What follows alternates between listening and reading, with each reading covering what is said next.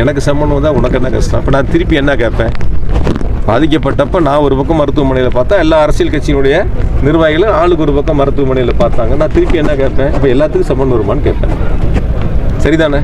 இப்போ யாரெல்லாம் இன்றைக்கி மருத்துவமனைக்கு போனாங்களோ அவங்களுக்கு எல்லாத்துக்கும் சம்மன் அனுப்பணும். அதுதானே முறையான ஒரு நடவடிக்கையாக இருக்கும். எங்களுடைய அண்ணன் எங்கள் தலைவர் மாவட்ட ரீதியாக பயணம் போனார்.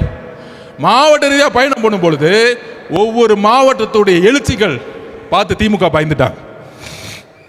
அப்போ உடனே செந்தில் பாலாஜிக்கு அஜெண்டா, அங்கே ஏதாவது பிரச்சனையை பண்ணி விட்டுரு. கரெக்டாக அண்ணன் பேச ஆரம்பிக்கிறார். நீங்கள் வீடியோவில் பார்த்துருப்பீங்க. 10 ரூபாய் பாலாஜின்னு பேச ஆரம்பிக்கிறார். செருப்பு வந்துருச்சு. எந்த மாவட்டத்திலையும் செருப்பு தூக்கி போட்டதா வரலாறே கிடையாது. ஏன்னா சுற்றில் இருக்கக்கூடிய மக்கள் எங்கள் தலைவரோட அன்பு இல்லை, நம்பிக்கை வச்சிருக்காங்க. அப்போ கரூரில் மட்டும் எப்படி செருப்பு வந்துச்சு? நேற்று பேட்டி கொடுக்குறார் செந்தில் பாலாஜி. அது என்ன, ஹாஸ்பிட்டலில் போனவங்க எல்லாத்தையும் கூப்பிடுவாங்க, என்ன மட்டும் ஏன் கூப்பிடுறாங்கன்னு தெரியல. நீ தான் ஃபர்ஸ்ட் அக்யூஸ்டு, அவ்வளோதான். செகண்ட் அக்யூஸ்ட் யாரு? அவருக்கு என்ன பயம் வந்துருச்சு? ஏன் மித்தவங்கலாம் கூப்பிடல, மகேஷை ஏன் கூப்பிடல, என்ன மட்டும் கூப்பிடுங்க. அடுத்தது முதலமைச்சர் வந்தார் 2 மணிக்கு, அவரையும் கூப்பிடுங்க. அடுத்தது அவருடைய பயம் அப்படி, என்ன மட்டும் கூப்பிடாதீங்க, எல்லாத்தையும் கூப்பிடுங்க. காலையில் புள்ள வந்துச்சு உதயநிதி அவர்கள், அவரையும் கூப்பிடுங்க.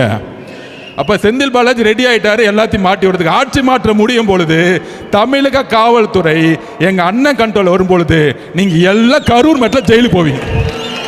இது நடக்குதா இல்லையான்னு மட்டும் பாரு.